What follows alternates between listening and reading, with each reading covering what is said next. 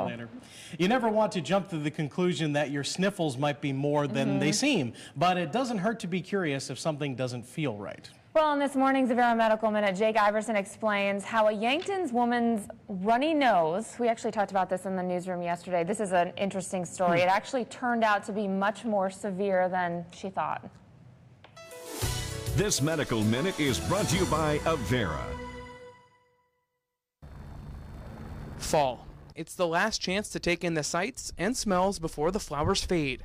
But it's an experience Judy Studebaker has been left out of for some time. I was a florist. I designed flowers for 25 years, and for many of those years, I could not even smell the flowers. Judy hasn't been able to smell or taste for the past 10 years due to constant nasal and sinus problems. She had seen every specialist and reluctantly accepted her symptoms. Here's a prescription. Here's another nasal spray. I mean, I had a collection like you would not believe. I had shelves lined with this stuff that was supposed to make me better, and none of it was doing a thing. Judy finally decided to get another opinion from Dr. David Wagner at Avera Sacred Heart.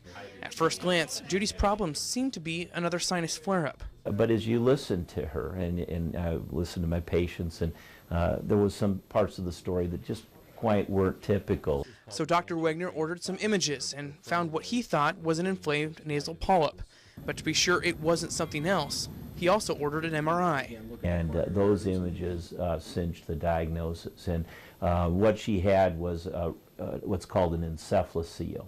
An encephalocele is a rare birth defect where the skull isn't completely enclosed and the brain or brain fluid can escape. Toward the back of the nasal cavity, the skull is about as thick as a potato chip, and in Judy's case, that bone was cracked, which, as bizarre as it may sound, allowed part of her brain to seep into her nose. I kid you not. I could sit there, and the minute I would bend over, it would be like a faucet. And, you know, I just thought it was a runny nose, but it was not a runny nose. It was the brain fluid coming out. Dr. Wagner says Judy is extremely lucky she did not contract a life-threatening disease with having her brain so exposed for so long. But he says he's also fortunate that he and the previous doctors didn't jump to the first conclusion to surgically remove the problem. It sure masqueraded very much like a recurrent polyp, and having had a history of that, someone might be head faked into something that would have had a catastrophic outcome. Judy says she's living proof that there's someone watching over us. After special corrective surgery, Judy has a new lease on life. Before, she had to sleep in a chair to get any rest at all, and for so long was unable to enjoy the simple things in life. But now I have energy, and everything is slowly coming back, and the everyday stuff is a true joy. I mean, I have a brand new granddaughter. I mean, I can sit there and can smell the new baby. You couldn't do that before.